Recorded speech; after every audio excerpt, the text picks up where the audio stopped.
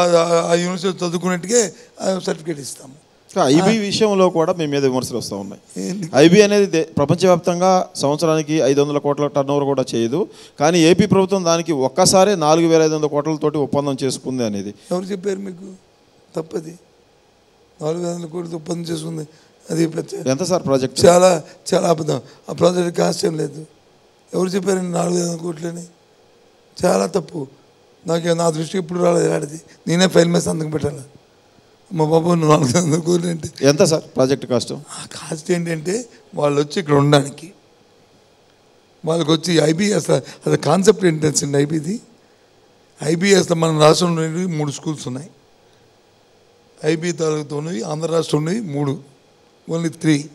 మనం చేసుకున్న వాళ్ళతో చేసుకున్న అగ్రిమెంట్ ఏంటంటే 1వ తరగతి నుంచి నెక్స్ట్ ఇయర్ నుంచి ఐబీ స్టార్ట్ అవుతుంది. మన దగ్గర నుంచి మన కరికులంతో, మన ఎస్సీఆర్టీతో వాళ్ళు కొలాబరేషన్ అయ్యి అది ఐబీలో ఉన్న వాళ్ళు వీళ్ళు కలిసి కూర్చొని కరికులం తయారు చేస్తారు.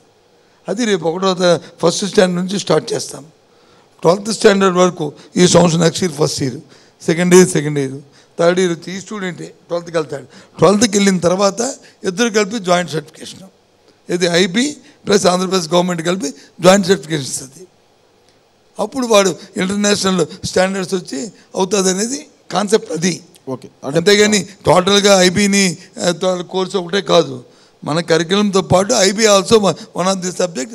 దాన్ని ఇన్వాల్వ్ చేస్తూ మన తాలూకా ఎక్స్పర్ట్స్, వాళ్ళ ఎక్స్పర్ట్స్ ఒక 5 వచ్చి ఆఫీస్ ఇచ్చాం పర్మనెంట్గా వాళ్ళకి ఇచ్చి, వాళ్ళందరూ కొలాబరేషన్తో వచ్చి కరికులం తయారు చేస్తాము. ఈ నుంచి అది స్టార్ట్ చేస్తాం. అందుకే చెప్పాను, జగన్మోహన్ రెడ్డి గారు ఆయన కోసం కాదు, రాష్ట్ర ప్రజల కోసం, సామాన్య ప్రజానికి కోసం, మధ్యతరగతి ప్రజల కోసం ఆయన ఉండాలి అని చెప్పింది కారణం అది. బొత్స గారు, వైఎస్ రాజశేఖర రెడ్డి రాష్ట్రాన్ని సమగ్రంగా అభివృద్ధి చెందాలి అనే ఆలోచనతో ఉన్నాడు. ప్రాజెక్టులు చేశారు, ఐటీని చేశారు, ఇండస్ట్రీని చేసుకొచ్చారు, రైతుల్ని అది చేశారు. అయితే ఏపీలో జగన్మోహన్ రెడ్డి కేవలం వెల్ఫేర్ మీదనే ఫోకస్ చేస్తున్నారు అనే విమర్శకి మీ సమాధానం ఏంటి? ఏమండి, అది చాలా అన్యాయం అండి.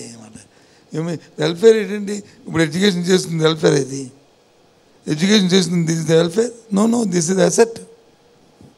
Not only our state, entire కంట్రీకి.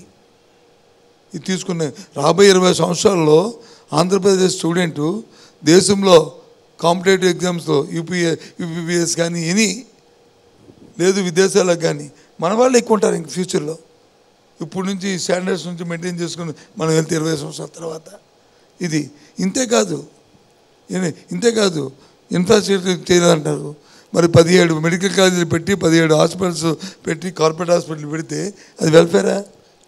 ఇన్ఫ్రాస్ట్రక్చర్ కదా, ఉద్యోగ అవకాశాలు వస్తాయి కదా. దాంతోపాటు 2510 సీట్స్ ఎక్స్ట్రా మెడికల్ సీట్స్ వస్తాయి కదా మీకు. 15